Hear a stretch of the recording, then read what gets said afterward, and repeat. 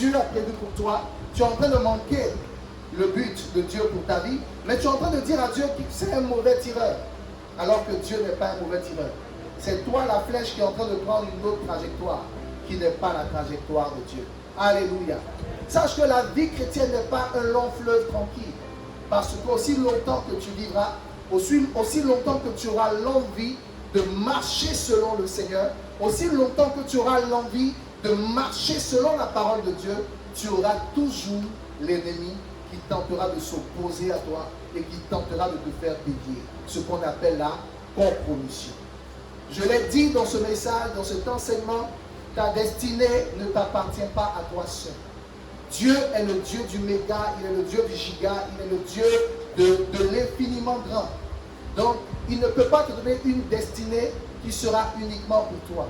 Ta destinée, derrière ta destinée se cache le salut de plusieurs. C'est toi qui n'en es pas conscient.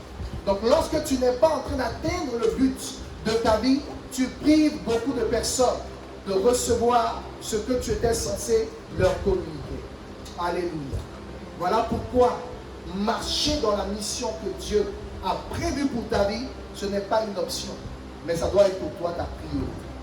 Ça ne doit pas du tout être une option pour toi, mais plutôt ta priorité.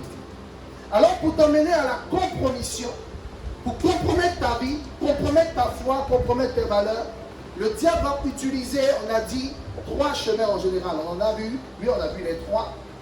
Je vais approfondir le 3e aujourd'hui. On a parlé du premier chemin qu'il utilise pour emmener la compromission dans ta vie, c'est la voie de l'autorité. C'est-à-dire passer par des personnes influentes, passer par des personnes qui ont une autorité sur ta vie pour te demander de faire des choses qui sont contre les valeurs de Dieu. Et parfois, la voie de l'autorité est une voie d'intimidation. Parce que lorsque tu sais que de ta vie dépend cette autorité, de ton salaire, tes grâces, tes faveurs, viennent ou découlent indirectement ou directement de cette autorité, l'ennemi utilise donc cette autorité-là comme un agent d'intimidation. C'est en cela que parfois beaucoup de personnes sont entre Dieu et l'autorité établie sur elle, à qui dois-je obéir? Chaque fois qu'une autorité te demande de faire ce qui n'est pas conforme à la parole de Dieu, fais le choix de Dieu. Parce que quand tu feras le choix de Dieu, Dieu te protégera de la furie de cette autorité-là, à coup sûr. Parce que jamais quiconque a mis son espoir en Dieu ne s'est retrouvé couvert de honte. Dieu est un Dieu fidèle. Alléluia. Dieu est un Dieu fidèle. Au-delà de ce que tu peux croire ou imaginer. On a dit aussi que pour t'emmener à te compromettre, il va utiliser un deuxième chemin, le chemin de l'émotion. Les personnes de qui tu es attaché, les personnes avec qui tu as un lien émotionnel très fort, les personnes avec qui tu as un attachement très fort. Il tentera de passer par ces personnes-là pour t'amener à te compromettre. C'était le cas avec Samson. Samson, l'ennemi, pour l'emmener à se compromettre, se détourner de sa mission et pécher contre Dieu, l'ennemi a utilisé Dalila parce qu'il savait que Samson avait un fait pour Dalila. Lorsque tu es émotionnellement lié à des personnes, si le diable veut t'amener à te compromettre, les personnes de qui tu es émotionnellement lié peuvent être des relais favorables à l'ennemi pour essayer de semer la compromission dans ta vie. Tu dois également être vigilant à ce niveau-là. Le troisième chemin qu'il utilisera, c'est le chemin de ton caractère intérieur. Le chemin de ton cœur intérieur, ta manière d'être, ta manière de fonctionner. Si tu remarques bien, les 2 premiers chemins que j'ai cités, le chemin de l'autorité, le chemin des personnes avec qui on est en émotion, ces 2 chemins-là sont des chemins externes à ta vie. Mais le 3e chemin est plus délicat parce qu'il s'agit de tes propres émotions. Et parfois, on fait difficilement la différence entre nos émotions et nous-mêmes. On fait difficilement la différence entre nos envies et nous-mêmes. Alléluia. Amen. Donc ce 3e chemin est un chemin très complexe à détecter, mais c'est l'un des chemins également les plus dangereux. On l'a vu avec Saül. Dieu a appelé ce monsieur Saül comme roi d'Israël. Et Dieu lui a donné une orientation. La Bible va nous dire que Saül n'a pas marché selon ce que Dieu attendait qu'il fasse. Dieu lui a donné un ordre. Il s'est détourné de l'ordre de Dieu. Il a fait autre chose. Alors le Seigneur s'est fâché. Et quand le prophète Samuel vient lui dire que Dieu était fâché contre lui, le prophète Samuel révèle une chose que Saül même ignorait. Le prophète Samuel dit à Saül, Dieu avait prévu faire asseoir ton trône pour toujours sur Israël. Saül ne le savait pas, mais c'était dans le projet de Dieu. Saül ne le savait pas, mais c'était la vision de Dieu. Saül ne le savait pas, mais c'était un cadeau que Dieu lui préparait dans le secret. Il y a des choses dont tu ignores. Il y a des choses que tu ignores, mais que Dieu est en train de préparer en secret. Lorsque tu te compromets, c'est là que dans la plainte, le Seigneur va te révéler le secret. Beaucoup de personnes pleurent sur leur vie, pleurent sur leur sort, pleurent sur leur destinée, pleurent sur leur état actuel, sans savoir que Dieu a un plan. Dieu est à l'œuvre. Dieu ne s'est pas arrêté de travailler. Voilà pourquoi il a donné le Saint-Esprit. Le Saint-Esprit, il continue l'œuvre de la création de Dieu au quotidien. Donc ta vie n'est pas achevée. Ta vie n'est pas finie. Ta vie n'est pas ce que tu penses. Certainement que Saül croyait qu'il était un roi de convenance. Il n'était peut-être pas le choix de Dieu, mais comme les hommes voulaient un roi, Dieu l'a pris. Il a pensé ça, certainement qu'il s'est dit qu'il n'était pas utile. Mais non, Dieu prévoyait affermir son trône. Mais lorsqu'il s'est compromis par le chemin numéro 3, et on a dit le chemin numéro 3, c'est le chemin de l'attitude de ton cœur. Dans l'attitude du cœur de Saül, Saül était très amoureux de ce que les gens disaient ou pouvaient penser de lui. Lorsque tu es une personne qui vit pour les autres, parce qu'il y a vivre pour les autres et puis il y a vivre pour les autres. Il y a vivre pour les autres dans le sens de être là, présent pour les autres, se donner pour les autres, ça c'est bien. Mais le vivre pour les autres qui n'est pas bien, c'est vivre au dépend du jugement des autres, au dépend de la vie, de l'opinion des autres sur toi. Tu es en train de dire à Dieu, tu es en train de donner un message à Dieu. Tu es en train de dire à Dieu que son opinion à lui n'est pas ce qui compte pour toi. Ou encore, son opinion à lui est inférieure à ce que les gens peuvent penser de toi. C'était ça le problème de Saül. Qu'est-ce que les gens allaient dire sur lui? Et je vous ai donné ce verset-là, parlant de Saül, qui nous dit qu'il a fait un monument. Il s'est fait comme une statue. Tellement il avait envie qu'on le contemple. Tellement il avait envie qu'on l'apprécie. Tellement il avait envie qu'on l'élève. Il s'est fait un monument. Lorsque tu es assoiffé du bon jugement des gens sur ta vie, tu es en danger. Assurément, tu vas finir par te compromettre.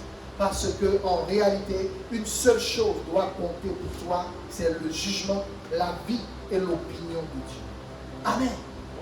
Alors je t'ai dit, j'ai donné 3 symptômes qui montrent que tu vis influencé par les autres. Lorsque ton premier réflexe dans ta joie et dans ta paix est d'abord d'appeler quelqu'un, tu montres que c'est un symptôme qui prouve que tu vis pour les autres. Lorsque c'est ça ton premier réflexe, dès que tu as une bonne nouvelle, il faut que tu contactes quelqu'un. Dès que tu as une mauvaise nouvelle, il faut que tu contactes quelqu'un. C'est un signe que tu es un peu influencé par les autres. C'est un signe que la vie, l'opinion des autres comptent. Et je l'ai dit, je le redis encore. Même lorsque tu as un problème spirituel, avant d'appeler même le pasteur, d'abord prie. Parce que en priant le Seigneur, avant d'appeler le pasteur, je l'ai dit, le Seigneur mettra les mots dans la bouche du pasteur. Le Seigneur donnera la révélation qu'il faut pour que le pasteur soit en bénédiction pour toi. Parce qu'en réalité, un pasteur, malgré la puissance, le miracle, l'onction qui peut se manifester à travers sa vie, le pasteur n'est qu'un canal. Amen. Quand on parle de canal, c'est un tuyau. Un tuyau n'est pas important, mais c'est ce qui coule à travers le tuyau qui a de la valeur. Et ce qui est censé couler à travers le pasteur, c'est la vie, l'esprit de Dieu. C'est ce qui est le plus important. Donc c'est l'esprit de Dieu que tu dois honorer, valoriser. Amen. Dieu sera frustré à chaque fois que, quand il y a un souci, tu te tournes d'abord vers quelqu'un. Tourne-toi d'abord vers lui. Amen. Seigneur, voici, je n'ai pas de solution. Voici, je traverse une situation. J'ai besoin que tu agisses. Merci parce que tu m'as donné un berger. Je vais certes le contacter, mais je sais qu'au-delà du berger, c'est toi. C'est toi que je veux. Quand tu sais voir Dieu dans ton berger, c'est Dieu qui t'exauce. C'est Dieu qu'il faut voir à travers ton berger. C'est Dieu qu'il faut voir à travers ton pasteur. Parce que si tu mets d'abord le pasteur en avant, le pasteur lui-même, tu lui crées des problèmes. Oui, tu lui crées des problèmes. Si lui aussi il se laisse aller dans cette tendance, il est en danger. Voilà pourquoi en tant que pasteur, on a cette responsabilité de vous dire que le véritable berger c'est Jésus. La preuve quand on prie, jamais je devais dire au nom de pasteur Pierre. Le jour où tu m'entends faire cette prière, il faut rapprocher ton téléphone, il faut quitter l'église. Parce que ça veut dire que j'ai dévié. Amen. Mais je dirais au nom de Jésus. Or ce Jésus, justement à la croix, il s'est rendu accessible à tout le monde. Amen. De sorte à ce qu'il n'y ait pas d'intermédiaire entre toi et lui. Donc tu peux d'abord lui parler. Le berger qui te donne, il lui a donné un manteau, une grâce particulière pour t'aider. Mais celui qui doit être honoré en premier, c'est Jésus. Amen. Alléluia. Donc, tes peines, tes joies, ce n'est pas d'abord vers les autres, mais d'abord vers Dieu.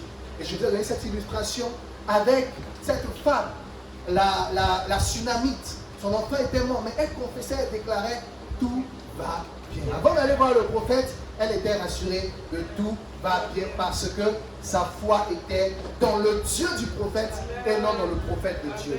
Que ta foi soit dans le Dieu du prophète et non dans le prophète lui-même. Amen. Mets ta foi en Dieu. Tu vas te rendre compte que quand ta foi va baigner en Dieu, quand ton espérance sera en Dieu, même si il y a des capacités que tu vas pouvoir déployer, non seulement dans ta vie, mais en fait, ça va accélérer le débit de la puissance de Dieu. Amen. Par exemple, je vais prendre l'exemple avec l'Internet. Lorsque tu prends même une bonne 4G, et que ton récepteur, tu as un téléphone, tu vois les anciens Nokia, les gros Nokia de l'époque, en Côte d'Ivoire, on les appelait les frigidaires.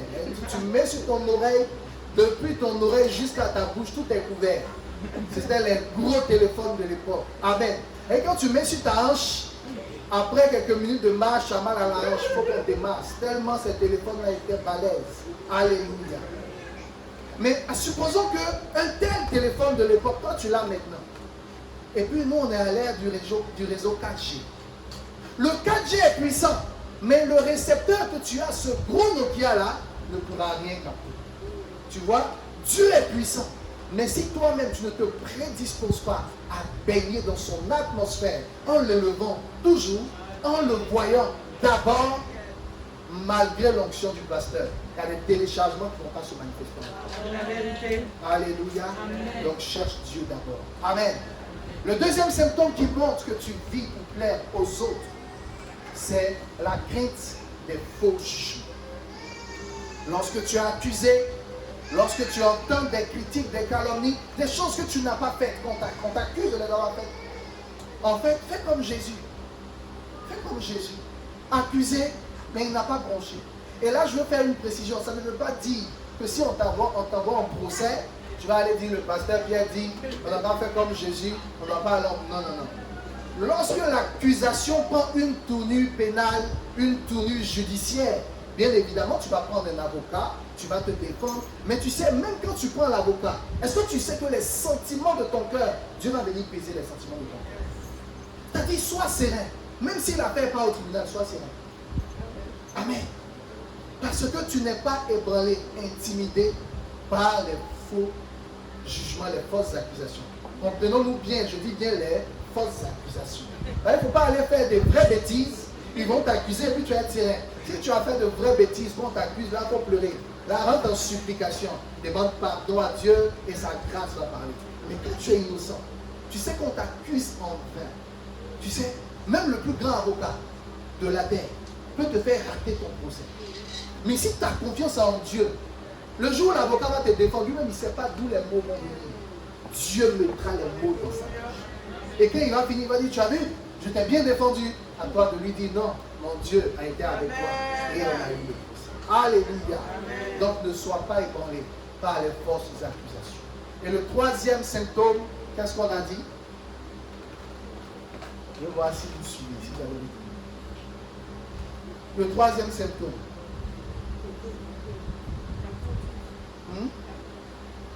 D'accord? Ceux qui se déçoivent vite. Quand tu te déçois très vite, c'est un signe, un symptôme que tu vis pour plaire aux gens. C'est un peu comme si ton attachement à l'homme est fort. Amen, amen. Donc, le troisième chemin que la compromission va vouloir utiliser pour t'emmener à pécher, à travers ce qu'on a partagé, tu dois sortir vainqueur. Amen. Mais lorsque la compromission prend ce troisième chemin, ce n'est pas uniquement ceux qui vivent pour plaire aux hommes qui sont en danger. Il y a une autre catégorie de personnes également qui sont en danger par ce troisième type de chemin de la compromission. Cette deuxième catégorie de personnes, c'est les personnes qui ont des frustrations dans le cœur. Alléluia. Des personnes qui ont des frustrations dans le cœur. Et tout à l'heure, on va faire une illustration pour te montrer le danger de la frustration. Pour te montrer comment le diable va travailler avec toi. Le diable va collaborer avec toi pour te faire échouer ta mission par l'arme de la frustration. Et tu vas le voir avec la parole de Dieu. Prends avec moi Luc. Luc chapitre 23. Verset 34. La Bible dit ceci. Jésus dit, Père, disons-le ensemble, Père, pardonne-leur car ils ne savent pas ce qu'ils font.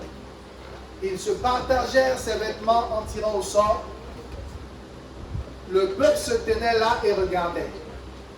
Les magistrats se moquaient de Jésus, disant, il a sauvé les autres, qu'il se sauve lui-même s'il est le Christ, l'élu de Dieu. Donnez un bon amen à Jésus. Amen. Amen. Jésus était sur la croix au moment de sa crucifixion et Jésus a fait cette prière. Père, pardonne-leur, car ils ne savent pas ce qu'ils font. Amen. Mais cette phrase et cette prière de Jésus, l'Esprit de Dieu m'a emmené à voir la chose autrement. Et je veux partager ça avec toi. Alléluia. Mais avant de partager ça avec toi, je vais te poser une question. À ton avis, pourquoi Jésus a fait cette prière? Il y a besoin de 2 ou 3 volontaires qui peuvent juste donner leur avis. Pourquoi, selon vous, Jésus a fait cette prière? Le Père pardonne, oui, vas-y. Je pense que c'est parce que, comme il est le seul saint et que personne n'a à son égal, il devait le faire pour nous pardonner, que le Père nous pardonne. Pour nous pardonner, alléluia, parce qu'il est saint, alléluia. Ta réponse est bien. Quelqu'un d'autre? À moins que je désigne. Papa Robert, à ton avis?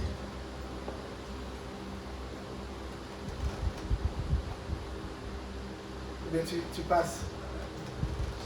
Il a dit que ce qui lui arrive maintenant que nous constatons n'est pas du fait du hasard. Parce que c'était l'objet de sa mission. C'est ça. Pour accomplir cette mission, il fallait qu'il subisse ce que nous sommes en train de voir. Donc c'est par rapport à ça qu'il a fait cette mission. Je pense que j'ai eu raison de t'interroger parce que tu as sorti un mot très très très important dans la réponse que je vais partager. Amen. Amen. Quelqu'un d'autre? Oui, Lydie? Par compassion et par amour pour nous. Amen. Ok. Vos réponses sont toutes bonnes. Alléluia. Le Saint-Esprit m'a fait voir cette prière de Jésus autrement. Jésus sur la croix, frappé flagellé par les hommes. Les hommes se moquaient de lui, les hommes riaient de lui, et il était sur cette croix-là. Et à un moment donné, il dit, Père, pardonne-leur, parce qu'ils ne savent pas ce qu'ils font. Le Saint-Esprit m'a dit, au-delà du pardon, au-delà de la compassion, Jésus était en train, là, à ce moment bien précis, de jouer la dernière partie de sa mission sur la terre. La Bible dit, la fin d'une chose vaut mieux que son commencement. Jésus avait bien commencé, n'est-ce pas? Miracle, résurrection, multiplication de pain, il avait fait des choses extraordinaires. Il a marché sur les eaux et tout. Mais le principe est biblique. C'est la fin d'une chose qui vaut mieux que son commencement. Ça veut dire que l'acte de la croix, Jésus qui était à la croix, c'était plus important que la multiplication des pains. Jésus à la croix, c'était plus important que la résurrection des morts. Jésus à la croix, c'était plus important que le fait de marcher sur les eaux. Jésus à la croix, c'était même plus important que les enseignements qu'il avait pu partager avec les disciples. Jésus à la croix, il était en train de donner le dernier, en théâtre on dira le dernier acte de la scène. C'était le point final à sa mission. Et là, quand tu es dans la peau de Jésus, en ce moment bien précis, beaucoup de choses peuvent te passer par la tête.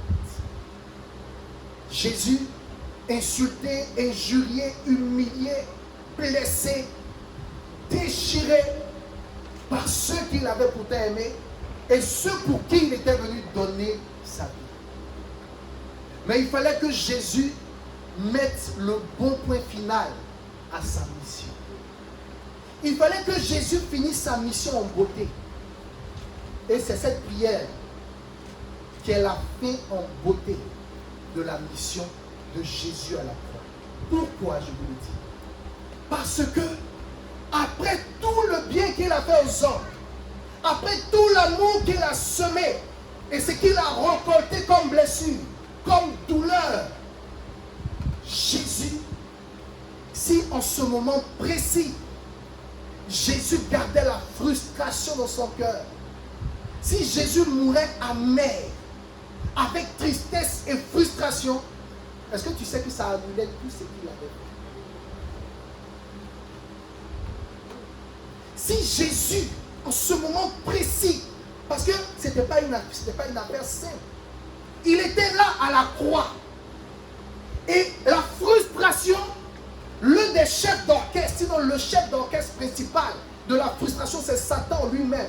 Parce qu'il veut que tu sois frustré. Donc Jésus est sur la croix. Et en ce moment-là, Satan fait défiler. Regarde le bien que tu as fait aux gens. Regarde l'amour que tu as semé dans leur vie. Regarde. Mais écoute, Satan ne faisait pas défiler ses choses, ses pensées pour le consoler. Parce que la frustration est l'un des moyens les plus efficaces pour emmener quelqu'un à rater sa mission. Or, Satan, jusqu'au bout, voulait emmener Jésus à rater sa mission. Jésus n'était pas le seul à être crucifié. À l'époque, la crucifixion, les gens étaient beaucoup crucifiés. Mais c'est un peu comme si la crucifixion de Jésus était un événement populaire. Tout le monde s'était réuni à ce lieu-là et les gens regardaient. Et là, tu vois le diable qui lui montre, qui fait défiler devant lui, les gens se moquaient de lui. Regarde ce que tu as aimé. Regarde-les se moquer de toi. Ceux pour qui tu es venu, regarde, ils sont en train de rigoler. Jésus peut-être veut tourner la tête, mais il n'a pas le choix. Ses yeux sont braqués face à la méchanceté des hommes. Jésus veut tourner le regard, il veut voir autre chose, mais non, il tourne à gauche, moquerie, humiliation, on l'insulte. Il tourne à droite, moquerie, humiliation, indignation, on se moque de lui. Il regarde, tout le monde rit de lui. Et quand c'est comme ça, il y a un sentiment qui monte. Une colère peut vouloir monter. Une parole de malédiction aurait pu sortir de sa bouche. paroles dures auraient pu sortir. Mais face au choix d'être frustré que l'ennemi lui envoyait, parce que Satan savait que dès que Jésus se laissait gagner par la frustration, c'est fini. Toute son œuvre, tous ces 3 ans de ministère, c'était tombé à l'eau. Jésus, le diable le savait. Alors il fallait emmener Jésus à être frustré. Il fallait emmener Jésus à avoir mal. Mais au moment où il faisait défiler toutes ces choses, Jésus a gardé son cœur. Et il a fait cette prière. Père, pardonne-leur. En d'autres termes, il était en train de dire, au lieu de me plaindre, au lieu d'être blessé, je leur offre mon pardon. Au lieu de me plaindre, au lieu de les en vouloir, je leur offre mon pardon. En le faisant, Jésus a sécurisé sa mission jusqu'au bout. Parce que les heures qui ont suivi, il est parti, mais il est parti en beauté. Il est parti avec le fait d'avoir tenu sa mission jusqu'au bout. Est-ce que tu sais pourquoi Jésus était venu? Jésus était venu apporter le pardon de Dieu à l'humanité. Et à quel moment il a apporté le pardon de Dieu à l'humanité? Sur la croix. C'est en ce moment-là. C'est là qu'il a libéré le pardon. Tu sais, c'est pas lorsque tu distribues les pains aux gens qui sont contents, tu vas dire, je vous pardonne. Non. Il fallait qu'il y ait une raison. Il fallait que ce pardon-là soit justifié. Et pour que le pardon soit justifié, il fallait qu'il y ait une offense digne. Et cette offense, il a eu. Mais il a choisi. C'est là que sa mission s'est jouée. Il a donné le pardon. C'était le point final de sa mission. La mission même pour laquelle il était venu, cette mission, le cœur de la mission était caché à travers un lot de frustration. Est-ce que tu sais que lorsque l'ennemi dresse un décor de lot de frustration, est-ce que tu sais que ta mission, ton but, ta destinée est autour de ce lot de frustration? Amen. Mais tu dois pouvoir réussir à garder le cap jusqu'au bout. Amen. On voyait les éléments, on va faire l'illustration. Vous allez voir les dangers de la frustration.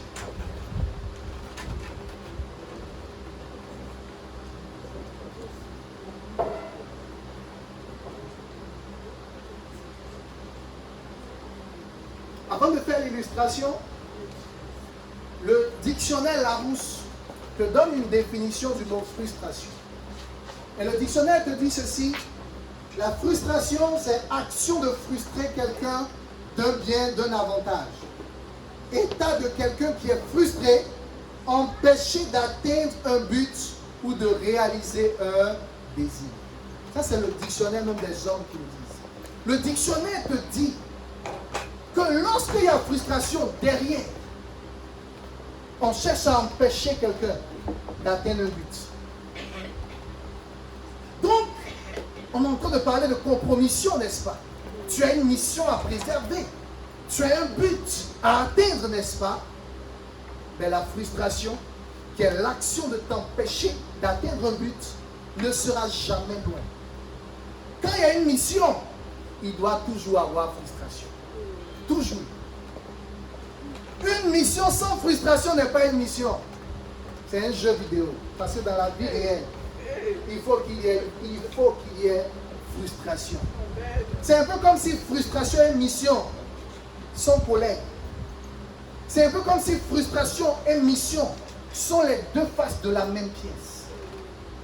Partout où il y a mission, pour valider la mission, il faut qu'il y ait frustration. Échouer au test de la frustration, c'est échouer sa mission. Maintenant, je vais te montrer quelque chose. À travers une petite illustration que l'Esprit de Dieu m'a inspiré pendant que je préparais ce message. Alléluia. On a ici un bac rempli d'eau. On a ici des sacs de congélation. Et on a là un verre. Je vais faire quelque chose. Et tu vas boire quelque chose ici. Amen. Mais avant, donne-moi le texte de Jean chapitre 7. Tu vas comprendre pourquoi Dieu veut qu'on fasse cette illustration avec l'eau. La Bible dit en Jean 7, verset 37, le dernier jour, le grand jour de la fête, Jésus se tenant debout, s'écria, si quelqu'un a soif, qu'il vienne à moi et qu'il boive. Celui qui croit en moi, des fleuves d'eau vive couleront de son sein, comme dit l'Écriture. Il dit cela de l'Esprit que devaient recevoir ceux qui croiraient en lui, car l'Esprit n'était pas encore, parce que Jésus n'avait pas encore été glorifié. Amen.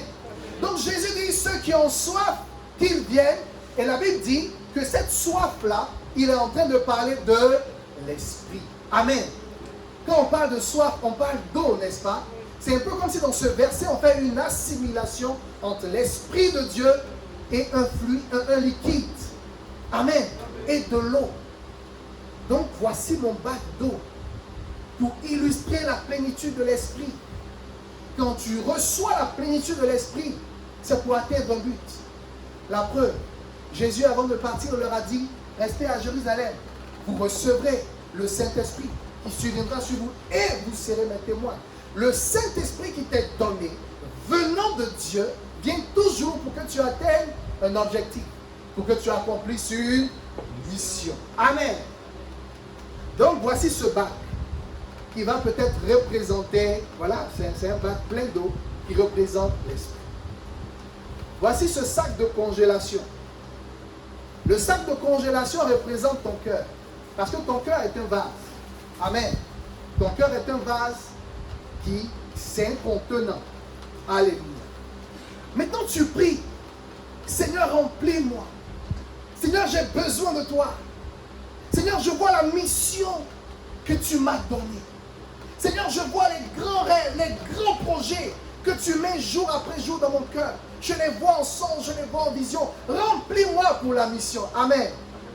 Et voilà ton cœur. Dieu dit, mon fils, je t'ai entendu, je vais te remplir. Et il vient. Va faire, va remplir. Il vient. Il te remplit. Il remplit.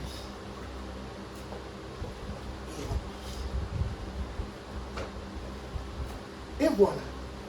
Dieu sait que pour la mission qu'il t'a confiée, la portion de plénitude dont tu avais besoin t'a été donnée.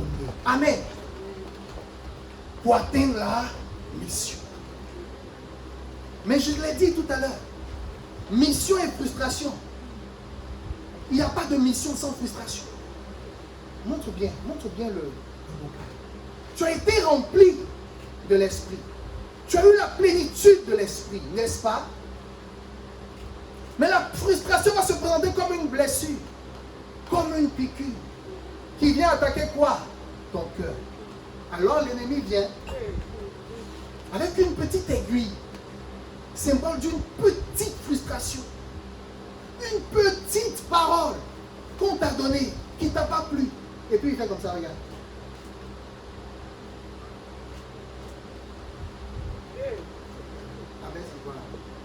Qu'est-ce qui se passe? L'eau coule. N'est-ce pas? L'eau coule. Mais qu'est-ce qui sort? La plénitude que tu avais reçue. Amen. Mais le problème, c'est que tu ne t'en rends pas toujours compte. Pourquoi? Parce que malgré le fait que l'eau coule, le sachet, le contenant est quand même un peu plein, n'est-ce pas?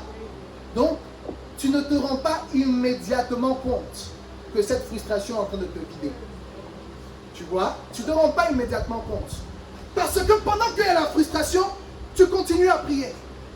Pendant que cette frustration est dans ton cœur, tu continues de parler en langue. C'est normal. Il y a encore un dépôt. Tu as encore un peu de jus. Ce n'est pas totalement terminé. Et puis ce n'était qu'une frustration. Il vient encore. Soit par la famille, soit par le travail, soit même à l'église. Il pique encore. Ça fait quoi? Tu te vides encore, n'est-ce pas? Et puis il ne s'arrête pas. Parce qu'il réalise que toi, quand tu as des frustrations, tu ne les règles pas. Quand toi, tu as des frustrations, tu ne les gères pas bien. Quand tu as des frustrations, ça reste dans ton cœur. Donc il s'est dit, mais lui là, j'ai fait juste une petite frustration, ça coule. Alors que son dépôt est tellement excellent que je veux que je n'ai besoin de plus. Mais comme il n'est pas avant-gardiste en ce qui concerne la frustration, il ne sait pas le danger de la frustration sur sa propre destinée, donnons-lui encore des frustrations. Et là encore, il vient. Il pique, il pique, il pique, il pique, il pique, il pique. Et tu es là, tu ne parles pas. Mais tu continues de prier en langue. Il pique, il pique. Tu continues de prophétiser. Il pique. Tu es frustré. Toi seul, tu es blessé. Tu ne sais pas que ton cœur est perforé. Et puis il pique. En fait, il perfore tellement que ça devient la pluie. Tellement ça. Jésus a dit, les fleuves d'eau vive vont couler de ton sein. Il n'a pas dit la frustration va te vider. Mais quand tu laisses la frustration dans ton cœur, c'est une porte qui enlève la plénitude que l'Esprit avait mis en toi. Alors il pique, il pique, il pique, il pique, il pique. Et tu vois, au fur et à mesure que l'eau diminue, tu vas te rendre compte que ta vie de prière a un peu baissé. Toi qui étais capable de prier 2 heures, c'est bizarre. Maintenant tu fais à peine 1 heure. C'est bizarre. Maintenant tu n'arrives plus à jeûner. Tu sais, l'esprit, la plénitude de l'esprit, c'est une force, c'est une puissance. C'est la puissance de Dieu pour t'amener à accomplir ta destinée. Tu ne peux pas penser que, avec une plénitude qui est en train de se déverser comme ça, par le canal de la frustration, il ne faut pas penser que tu vas aller quelque part. Non. Tes forces vont finir par faiblir. Un jour, tu te lèves, tu n'as plus envie de prier. Il continue de piquer. Parce que toi, quand tu es piqué, tu ne traites pas. Il pique. Il pique. Il pique. Il pique. Il y a encore un peu de fond. Mais même avec le fond, tu continues de prophétiser. Mais en même temps, tu te rends compte que tu n'arrives pas à te recharger. Et là, tu vas dire, pasteur, je ne sais pas, mais je suis un peu lourd ces temps-ci. Pasteur, je ne sais pas, mais je ne comprends pas ma vie spirituelle ces jours-ci. Est-ce qu'il n'y a pas une frustration qui est en train de te vider? Est-ce qu'il n'y a pas une blessure qui est en train de vider ton énergie? Parce que tu n'as pas conscience que la frustration te vide, tu joues avec la frustration. Jésus n'a pas joué avec la frustration. Il n'est même pas tombé dans le piège de la frustration. Parce que face aux moqueries, il a préféré dire, Père, pardonne-leur. En d'autres termes, leurs actions, leurs blessures, ça n'atteindra pas mon cœur. Je garde mon cœur plus que tout. Parce que c'est ce cœur-là, c'est au niveau de ton cœur que la plénitude de l'esprit arrive. Amen. Mais là, tu as vu, c'était, on va dire, des petites frustrations. Voilà pourquoi j'ai pris l'aiguille. Des petites frustrations. Parce que le diable, il n'est pas fou. Il n'est pas fou, il est très intelligent. Il sait que 1000 petites frustrations sont plus efficaces qu'une grosse frustration. Amen. 1000 petites frustrations, tu vois, comme le trou de l'aiguille que j'ai fait. C'est plus efficace qu'une grosse frustration. Ça symbolise une grosse frustration. S'il vient et puis il te fait une grosse frustration, déjà cette grosse frustration-là, tu vas tout de suite la détecter. Parce que tu vas sentir que tu te vides, mais rapidement. Or, il n'a pas envie que tu sentes ou que tu saches que tu te vides rapidement. Il n'a pas envie. Donc, il préfère les petites frustrations. Rappelle-toi, la Bible dit, ce sont les petits feux qui mettent le feu à la forêt. Ce n'est pas les grands feux, les petites frustrations. Amen. Amen. Et voilà, le frère ou la sœur, si zélé, si rempli de l'esprit, si rempli de la grâce de Dieu, si rempli de l'onction de Dieu, où elle se retrouve? Vide. Tu ne peux même plus chasser un démon. L'ennemi qui va t'attaquer la nuit, tu ne peux même plus résister. Parce que la seule chose en toi qui est capable de résister aux forces des ténèbres, c'est la plénitude de l'esprit en toi. Pour t'emmener à te compromettre, à perdre ta mission, le diable va chercher à te vider de la plénitude de l'esprit en toi. Rappelle-toi, pourquoi Jésus a pu laisser les apôtres et puis partir tranquillement? Parce qu'il savait que l'arme qu'il leur donnait, par la personne du Saint-Esprit, était une arme suffisante pour détruire tout. Donc si le diable veut chercher à voler quelque chose, qu'est-ce qu'il va voler? Tu vois que c'est ta voix, ta manière de chanter, tu chantes bien. Tu vois que c'est ça qu'il va attaquer, non? Tu vois que c'est ton compte bancaire, non? La plénitude de Dieu en toi. La plénitude de Dieu en toi. Certaines personnes réalisent difficilement qu'elles se vivent. Parce que peut-être que durant des années dans ta foi, tu as vécu une foi parfaite. Donc toi, tu n'es pas un petit contenant. Peut-être que tu es un grand cul. Tu es, genre, comment on les appelle là, les tonneaux. Bien là. Donc quand il vient, il emmène une petite frustration, tu ne te rends même pas compte que le flux se perd. Une voiture qui a son réservoir percé, malgré l'intention du chauffeur d'aller à destination, est-ce que tu sais qu'il n'arrivera pas? Pourquoi? Parce que le carburant qui verse, c'est l'énergie qui reste en route et qui t'empêchera donc d'atteindre le but. La frustration vient percer ton réservoir pour enlever la force de Dieu et t'empêcher d'atteindre. Alléluia. Donc la frustration te vide. La frustration prend tes forces. La frustration te détruit. Amen. Essaie de défaire. On va faire maintenant une autre expérience. Tu vas voir. Donc tout à l'heure, j'ai dit, la frustration, lorsque ton réservoir est percé, tu te vides, n'est-ce pas? Tu vas voir quelque chose d'autre. Hébreux 12.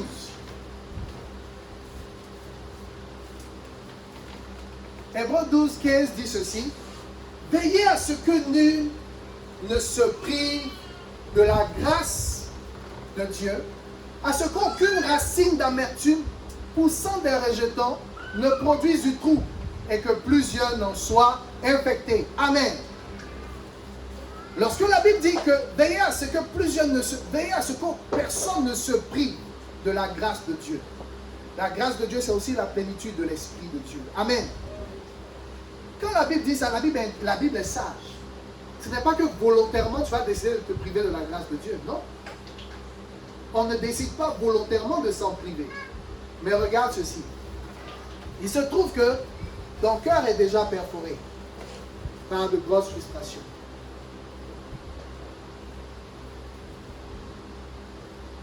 Et puis tu pries. Seigneur, fais-moi grâce. Seigneur, je veux voir ta grâce dans ma vie. Seigneur, je veux voir ton action. Maintenant, Dieu dit, ok mon enfant, j'ai compris. Je vais te remplir. Je vais te visiter.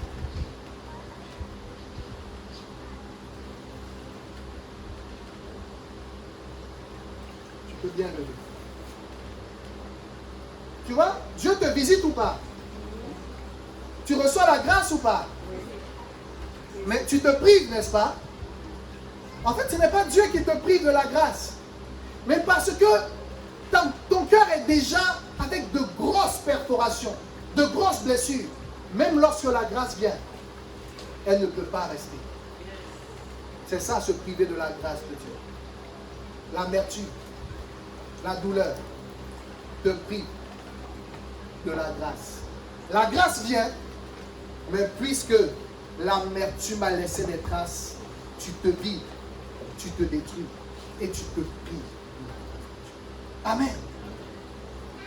Donc, premièrement, la frustration vide ton énergie. Deuxièmement, la frustration te prive de la grâce, parce que quand la grâce vient, elle ne reste pas dans ta vie parce que ton cœur est ouvert, ton cœur est blessé. Et troisièmement, la frustration te rend amnésique. La frustration te rend amnésique. Ça te fait oublier les bonnes choses que Dieu a fait dans ta vie et également les bonnes choses que les hommes ont fait dans ta vie. Toujours. Amen.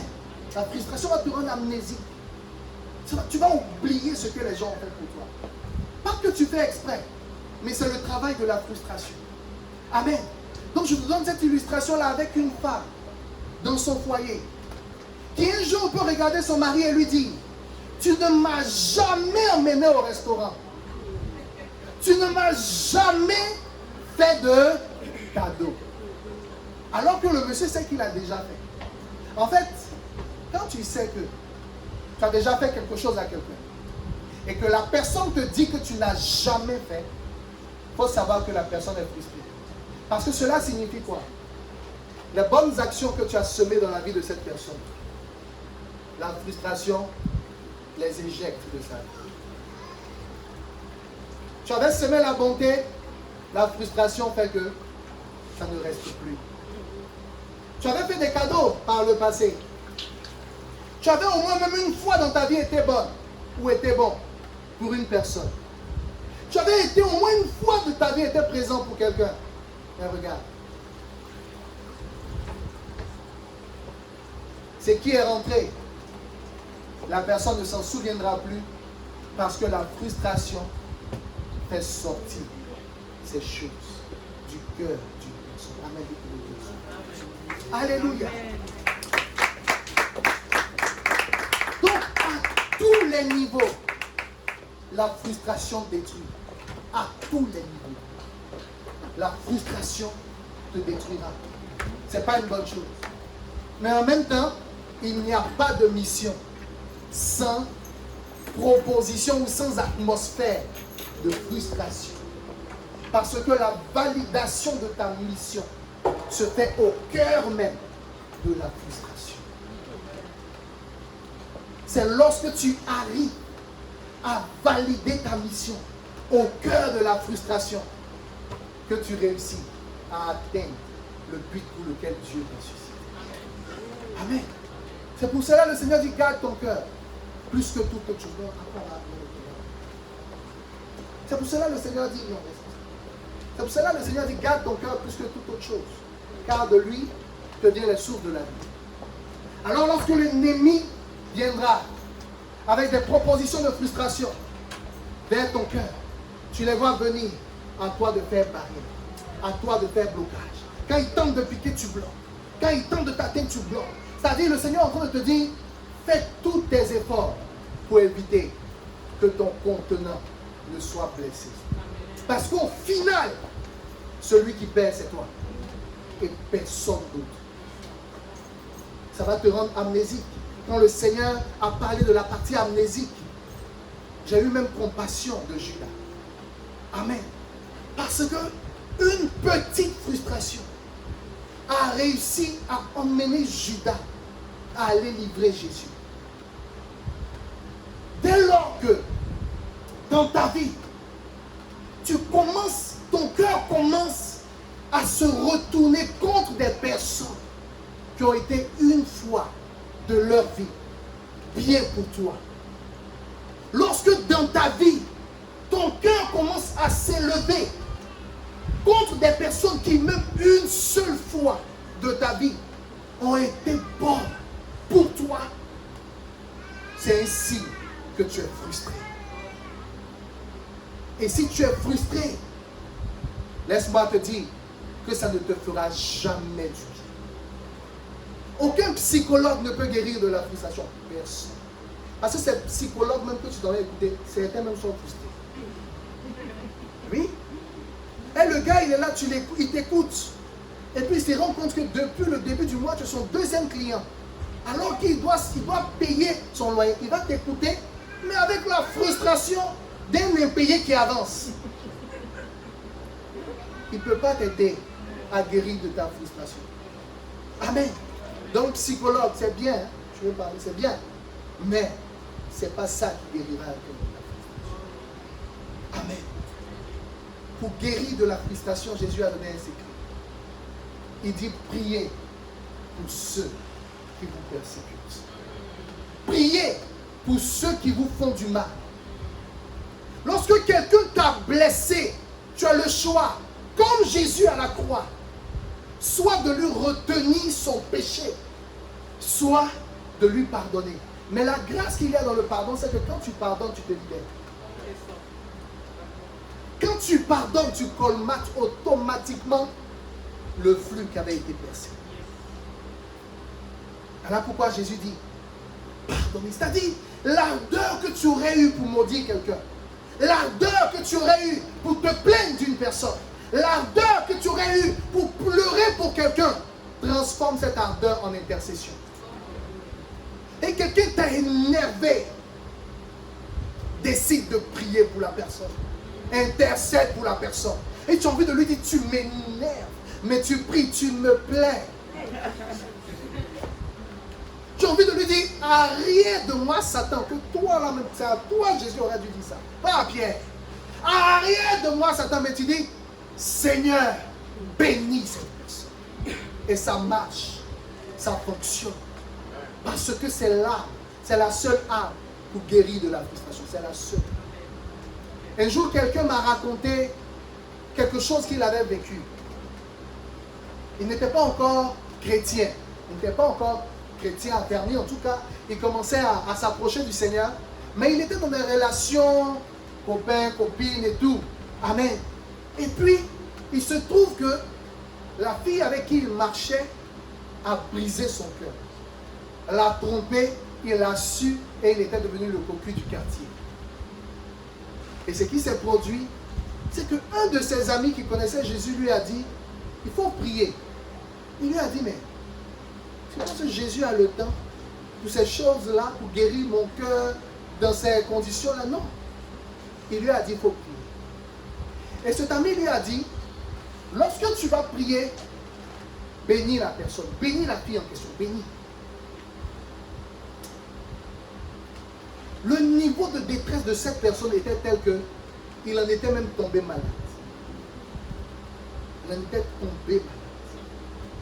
Son ami lui a dit, prie. Et alors il a commencé à prier. Il dit au début, quand il venait dans la prière, Seigneur,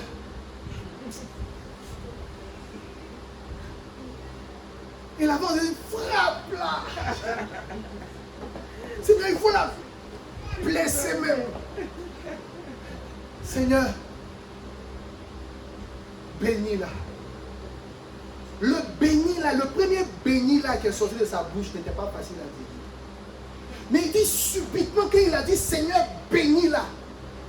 C'est un peu comme s'il y a une force qui est rentrée en lui. Il dit, hein, ça fonctionne. Le lendemain encore, il est venu. Seigneur, bénis-la. Bénis-la même bien. Bénis-la. Et il s'aimait la bénédiction de cette fille. Il semait la bénédiction. Et il s'est rendu compte que dans ce parcours de prière, ça lui a pris, selon son témoignage, ça lui a pris, je crois, 2 semaines. Il s'est rendu compte qu'au-delà des 2 semaines, il était remis totalement de cette blessure. À tel point même qu'un jour, la fille et son nouveau copain, il les a même invités à manger. Tellement il était totalement délivré. Et lui-même, entre-temps, à force de prier ainsi, il s'est donné à Jésus. Amen. Suite à un conseil. Tu sais, tu as peut-être au travail un collègue qui ne connaît pas Jésus, mais qui a une frustration, il ne sait pas comment il va faire. Il faut lui proposer ça. Dis-lui, prie, bénis la personne. C'est l'un des plus grands secrets de Dieu. Sinon, le plus grand secret de Dieu pour guérir de la frustration.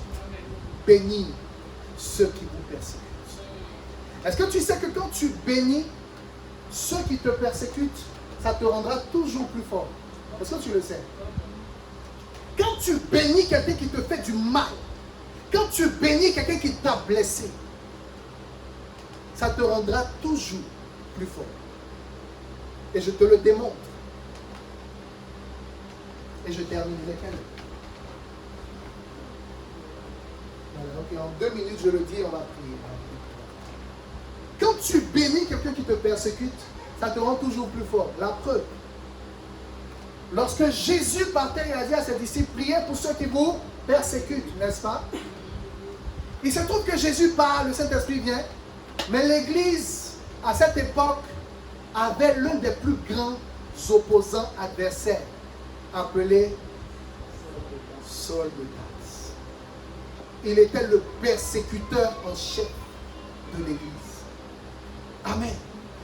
Moi, je crois que les apôtres, c'est vrai qu'il n'y a pas un verset explicite qui le dit, mais moi, je pense que les apôtres, vraiment, ils étaient soumis à Jésus. Si Jésus leur a dit, priez pour ceux qui vous persécutent, je crois qu'ils ont dû intercéder pour Saul de Tarse. C'est-à-dire, ils ont dû prendre son nom.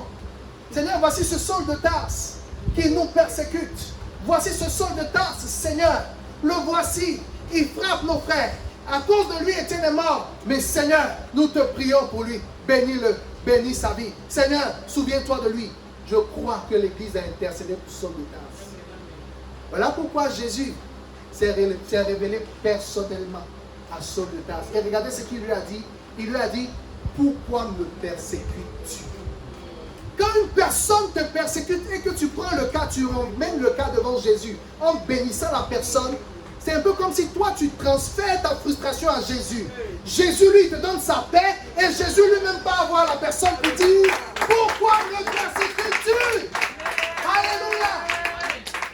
Si c'est toi-même qui veux gérer ta frustration, tu ne vas pas t'en sortir. Voilà pourquoi il dit, bénis ceux qui te persécutent. Prie pour eux, bénis-les, bénis-les. Parce qu'en le faisant, toi tu donnes ta frustration à Jésus. Jésus te donne sa paix et Jésus lui-même règle le cas du persécuteur. Amen. Afin que toi tu sois délivré. Alléluia. Quand tu pries pour ceux qui te persécutent, ça te donne plus de puissance. Parce que quand ils ont prié pour Paul et que Jésus leur a donné la paix et que Jésus a converti Paul, Paul est devenu le plus grand acteur de la bénédiction de l'Église de Jésus. Je veux te dire ceci, il y a des gens qui te persécutent. Lorsque tu vas commencer à prier pour eux, en réalité, c'était des gens qui étaient censés t'aider dans ta vie. En réalité, c'était des gens qui transportent une bénédiction, une grâce, une parole, une connexion. Des gens par qui tu vas pouvoir entrer au palais. Des gens par qui tu vas pouvoir avoir certaines choses que tu n'aurais jamais eues. Alors l'ennemi présente ces personnes comme des adversaires. Mais le secret de Dieu, prie pour ceux qui te persécutent. Prie pour ces personnes. Prie pour ces personnes. Tu ne sais pas pourquoi. Tu n'as même pas envie. Tu n'as même pas envie. Mais tu pries, tu pries, tu pries, tu pries, tu pries. Et quand Dieu aura réglé le cas, ces personnes seront les plus grands soutiens de ta vie et de ta destinée. Au nom de Jésus, dans le bon amen à Jésus, on se tenir debout et nous allons prier.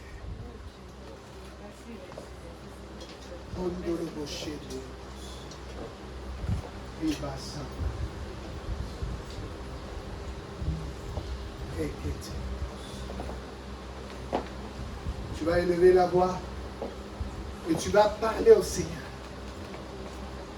Le Seigneur, à travers ce message, a voulu te dire, ne joue pas avec la frustration. Ça peut être petit, comme une aiguille, grand, comme un couteau. Mais 1000 petites frustrations sont aussi désastreuses qu'une grosse frustration, parce que le but, c'est de te guider. Et je sens que le Seigneur te donne cette clé de restauration pour toi dont la vie était bloquée dans un passé. Pour toi dont la vie était bloquée dans un passé difficile d'avancer. Difficile d'avancer parce que la douleur qu'on t'a fait continue d'être vive dans ton cœur. Continue, cette douleur parle encore en toi. Cette douleur est encore là, présente. Des années après, tu n'arrives pas à t'en défaire. Tu n'arrives pas à t'en défaire. Le Seigneur envoie cette parole. Il envoie cette parole comme un secret de Dieu pour te dire, mon fils, je veux qu'on passe de l'autre bord. Pour te dire, mon fils, l'heure est venue pour toi d'avancer. Tu t'es trop vidé de la grâce de Dieu. Lorsque Dieu a libéré le peuple d'Israël, il devait prendre un chemin pour arriver à Canaan, un chemin très court. Mais finalement, ils se sont retrouvés 40 années dans le désert. Une génération est morte dans le désert et une autre à aller prendre possession. Écoute, jusqu'à quand resteras-tu bloqué là? Jusqu'à quand, au lieu d'avancer pour atteindre la mission de Dieu, jusqu'à quand laisseras-tu les frustrations de la vie te dépouiller de l'énergie de Dieu, te dépouiller de la grâce de Dieu, te dépouiller de la vie de Dieu, te dépouiller du don parfait de Dieu? Dieu ne fait pas de dons imparfaits. Dieu fait des dons parfaits. Il y a un don parfait de Dieu en toi. Et le diable sait. C'est toi qui l'ignores. Mais le diable sait. Alors il enverra frustration pour un rien. frustration. Pour rien, piqûre. Pour rien, piqûre. Et tu retardes ta vie. Toi-même, tu te retardes. Toi-même, tu n'arrives pas à avancer. Toi-même. Il y a tellement de choses à faire pour Dieu. Souvent, on a l'impression que la vie d'un homme, c'est juste une seule mission qu'il a accomplie. Ce n'est pas vrai. Tu as peut-être une mission, mais en plusieurs étapes. Si tu restes bloqué à une seule étape, tu ne t'offres pas le privilège de voir ce qu'il y a devant. Tu ne te donnes pas la capacité de voir l'excellence du grand projet que Dieu a prévu. Élève la voix, prie. Prie le Seigneur. Il t'a montré le danger. Le danger des frustrations. Le danger des frustrations.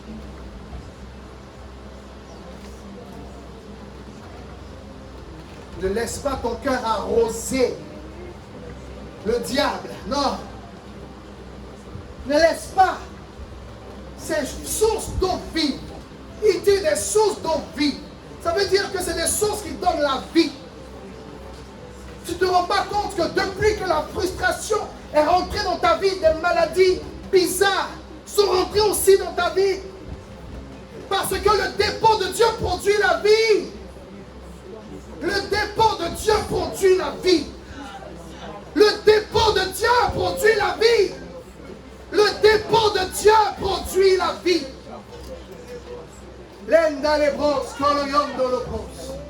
Pourquoi laisses-tu la mort entrer dans ton cœur à cause de la frustration? Est-ce que tu sais qu'on peut te blesser et tu vas rire? Est-ce que tu sais qu'on peut t'attaquer et tu vas être en joie? Est-ce que tu sais qu'on peut te froisser, mais tu vas garder ta joie, tu vas garder ton cœur?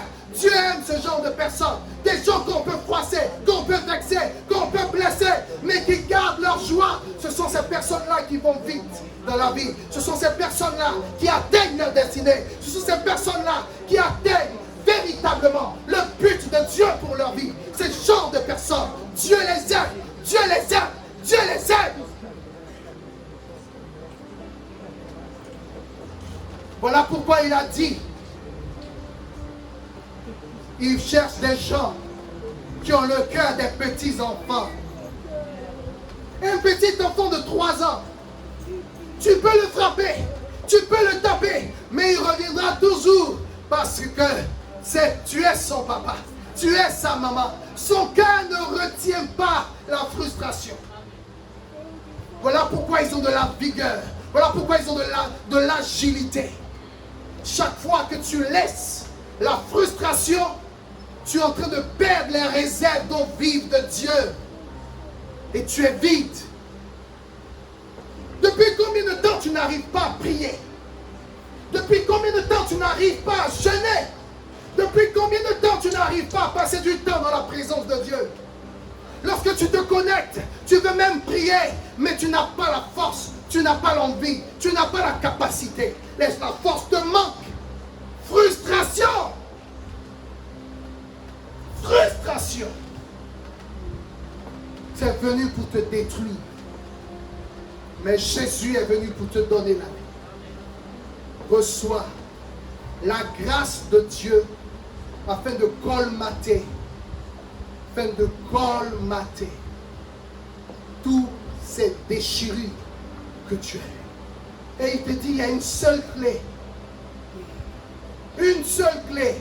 Pardonne et prie pour ceux qui t'ont blessé. Souvent des personnes, oh mon Dieu, écoute-moi bien toi, frère et sœur. Souvent il y a des personnes qui se disent qu'elles vont rester frustrées aussi longtemps que l'autre n'est pas venu te demander pardon.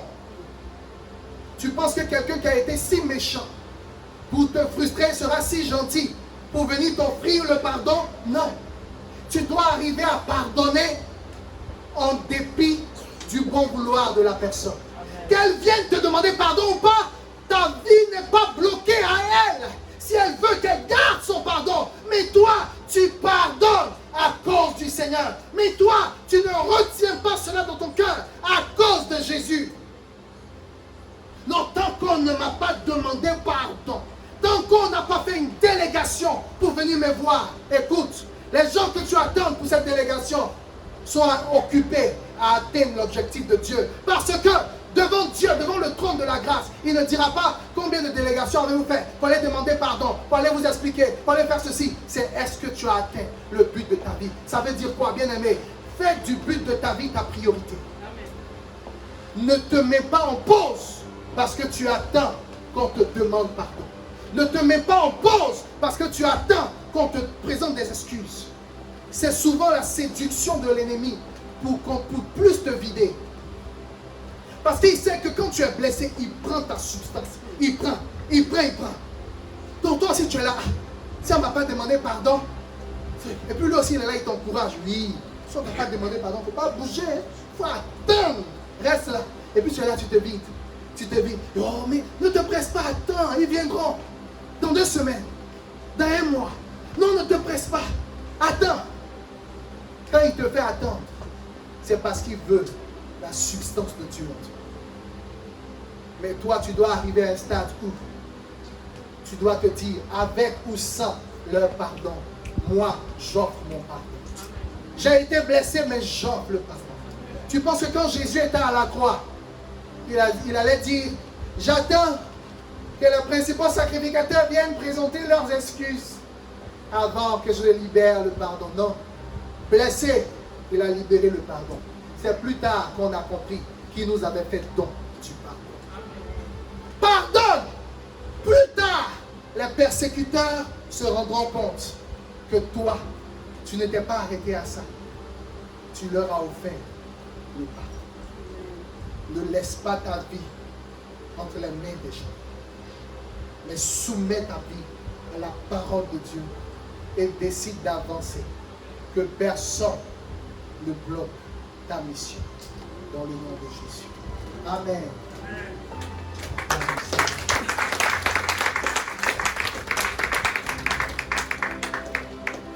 Accompagné par le groupe de louanges, nous allons apporter au Seigneur ce que nous lui avons prévu.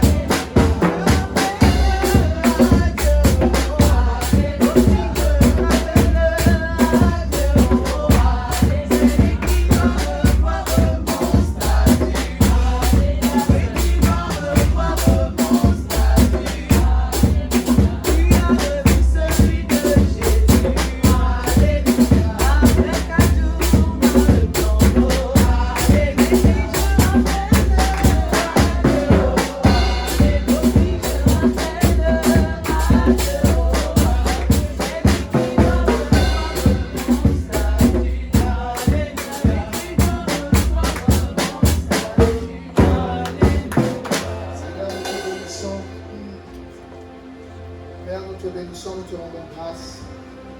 Nous te disons merci pour ces offrandes qui ont été apportées à ta maison. Bénis-les. Reçois-les favorablement au nom de Jésus. Amen. Amen. Je vais demander maintenant à tous ceux qui ont été plongés dans les eaux du baptême et qui se sentent prêts à prendre le repas du Seigneur, à bien vouloir se tenir debout pendant que le service de la Sainte Seine se met en place.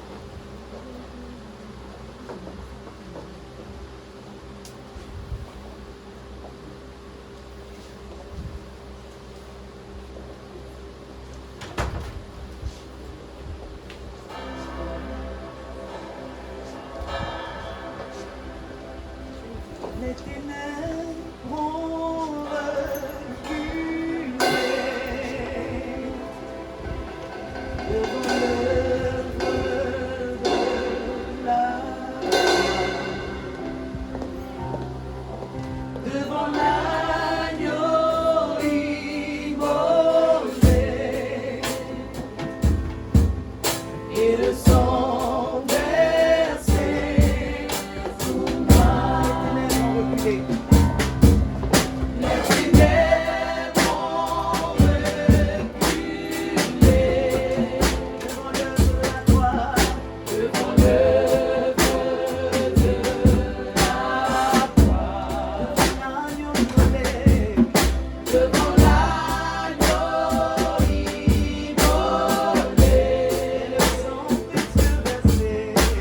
le sang précieux versé, et le sang versé.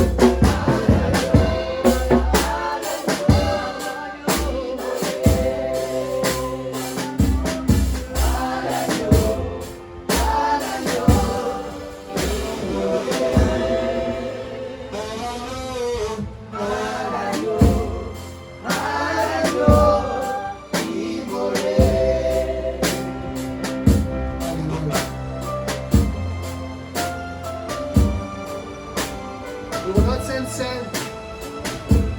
Alléluia. Alléluia. Gloire à Jésus. L'esprit dans lequel nous allons prendre la Sainte Seine aujourd'hui. On va le prendre, on va prendre la Sainte Seine en proclamant Luc 23, 34. On va tous suivre. Alléluia. Alléluia.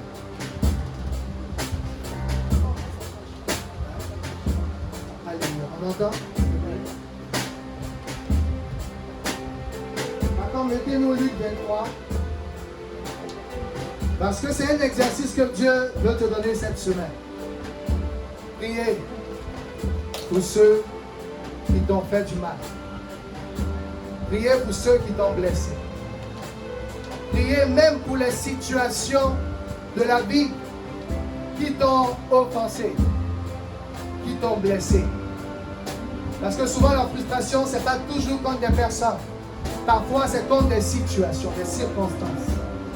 Quand c'est comme ça, il faut faire l'action de grâce dans la situation.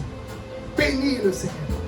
Empêcher cette situation de causer la tristesse en toi.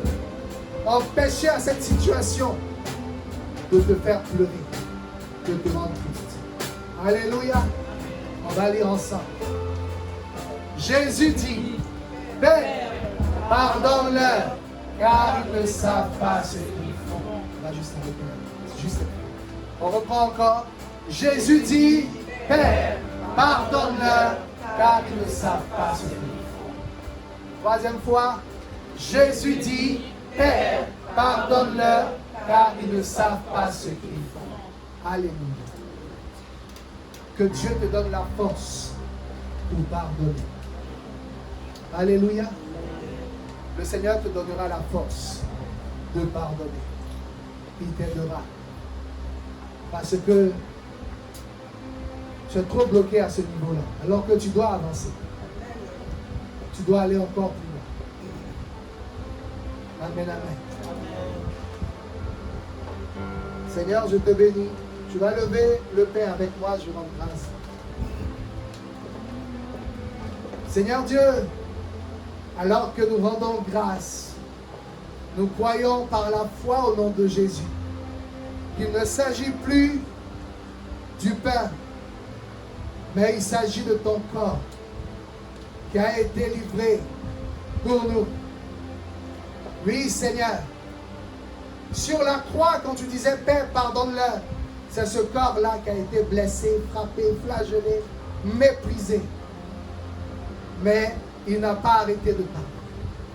Alors que nous prenons, Seigneur, nous prendrons ton corps, accorde-nous la grâce également de ne pas nous arrêter de pardonner. Prenons ensemble le corps de Jésus.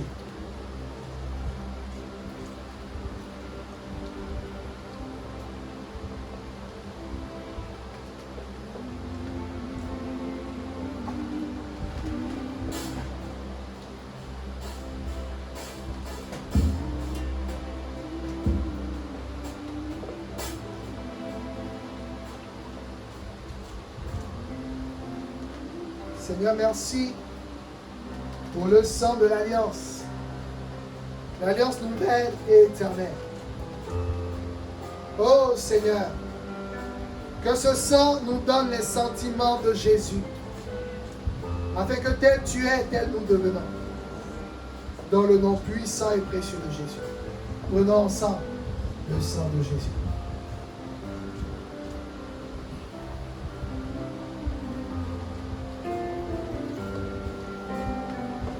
Tu dois acclamer le Seigneur.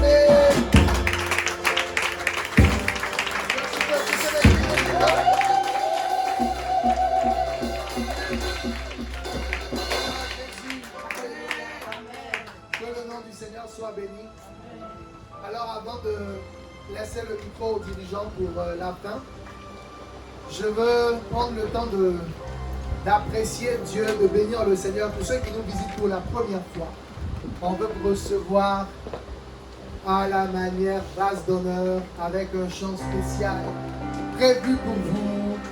Amen, peuple de Dieu, on va souhaiter la bienvenue à nos invités en chanson.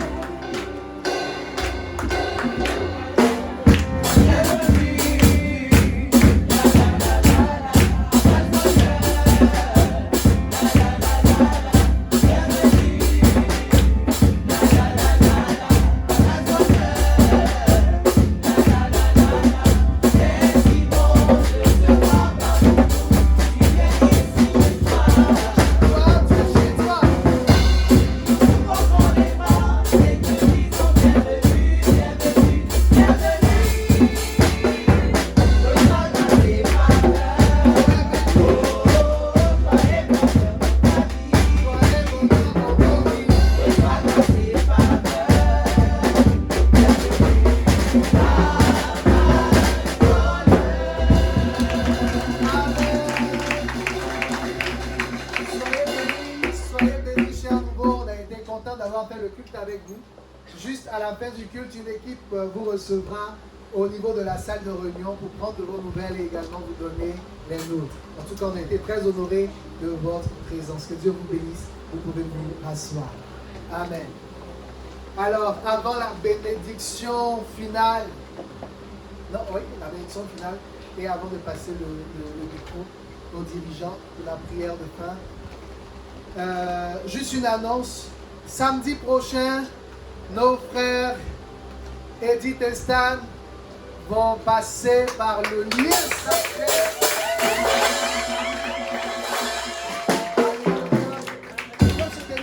Voilà, on va les voir.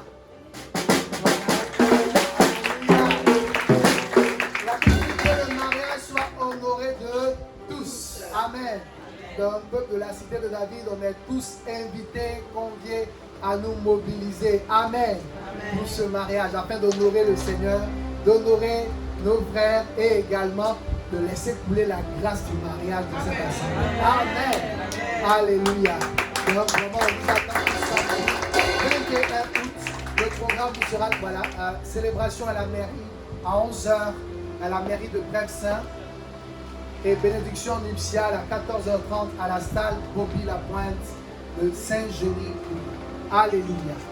Gloire à Jésus. Amen. Pour la bénédiction de la fin, j'ai vraiment ressenti dans le cœur, il faut pardonner.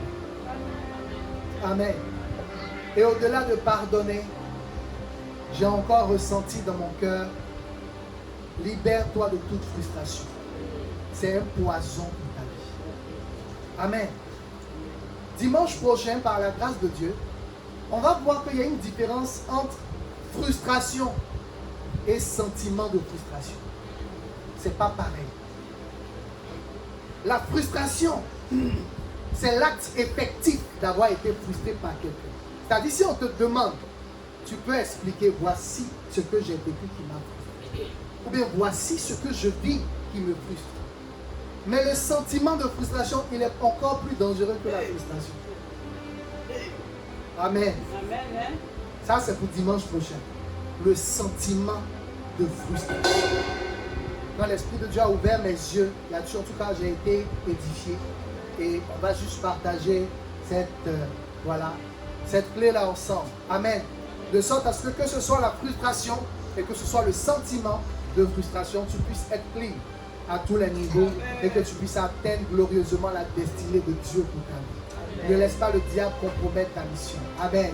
Ne le laisse pas te voler. Amen. Il y a un éclat que tu as perdu, il y a un éclat que quelqu'un a perdu à cause de la frustration. La frustration, c'est une blessure. Donc tu peux rire, mais si tu es frustré, en fait, dans le monde spirituel, on voit que tu es malade. Est-ce que tu sais que la frustration même peut t'empêcher de pouvoir chasser les démons convenablement? Parce que le démon voit ton état spirituel. Amen. Le démon ne regarde pas ta chair. Il ne regarde pas ton habillement. Il regarde ton esprit. Si tu es blessé quand tu veux chasser un démon, en tout cas, vous allez vous chasser. Vous allez vous chasser. Mais tu as dit pas. Lui-même il va dire toi aussi, quitte ici. Quitte ici. Vous allez vous bagarrer. Alléluia. Amen. Donc tu dois être clean pour remporter tes victoires et pour marcher dans les plans et dans les voies de Dieu pour ta vie. Reçois la grâce et la faveur de Dieu. La semaine est bénie. Amen.